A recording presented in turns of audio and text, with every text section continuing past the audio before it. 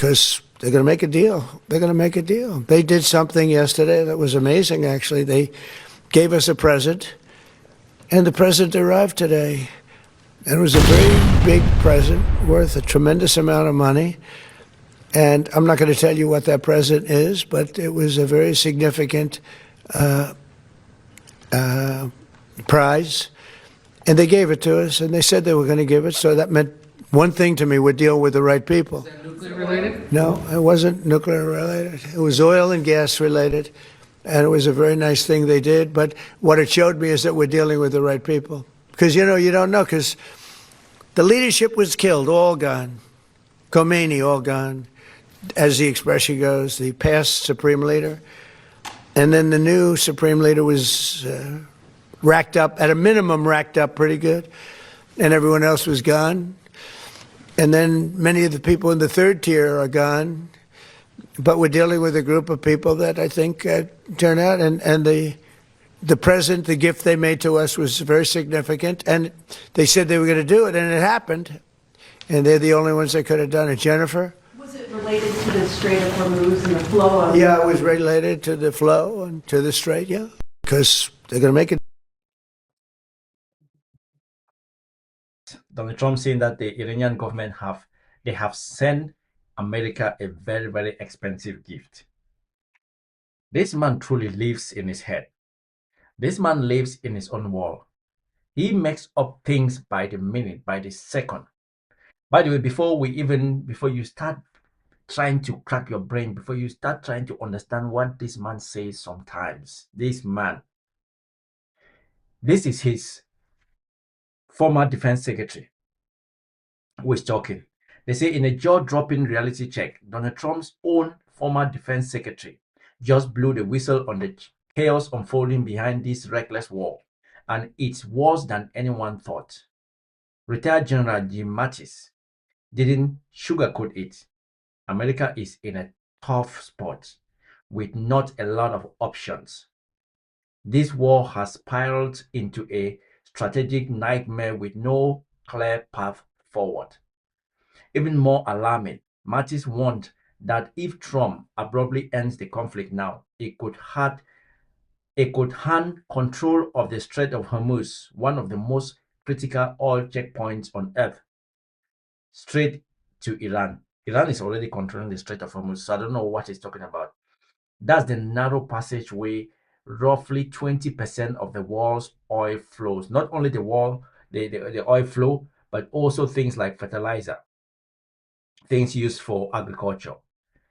The result, a potential global economic chokehold where Iran could effectively tax international shipping and send prices skyrocketing. It's going to happen. It is going to happen. So let's get this straight. That is General Mattis speaking. Trump launched a massive military escalation with no clear objective. Now he's pausing strikes after weeks of destruction. And his own former Pentagon chief is admitting there is no good outcome. That's not straight. That's not strength, sorry.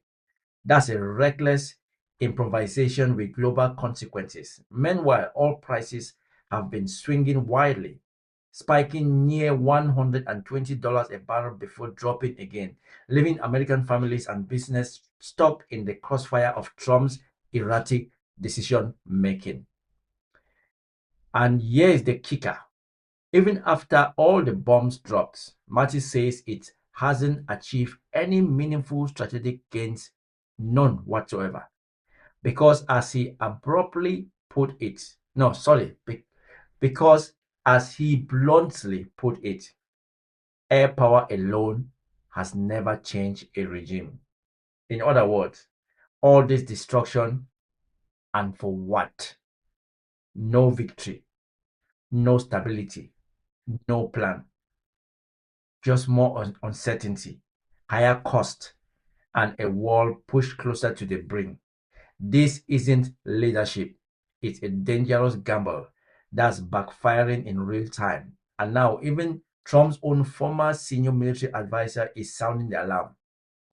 Guys, we all know that Donald Trump, everything he touches will crash and burn. Everything Donald Trump touches will crash and burn. It will burn down. And most people who always align and support him, those people who lick his butthole, will always end up being thrown under the bus. He's already saying that Pete Hegseth was the first one to encourage him to start this war. A war which some of them are saying is not a war. What happens when you start to throw bombs into another country, killing people, destroying properties, destroying life? That is a war. When you attack another country and that country attacks you back, what is that? That is a war. That is a fight. Basically, a fight between two nations is a war.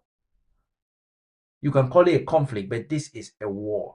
So, for those people who keep, I don't know if there's anybody on this planet, unless you are stupid, you will know that this man is not a leader. Because a leader is somebody who listens before he takes decisions.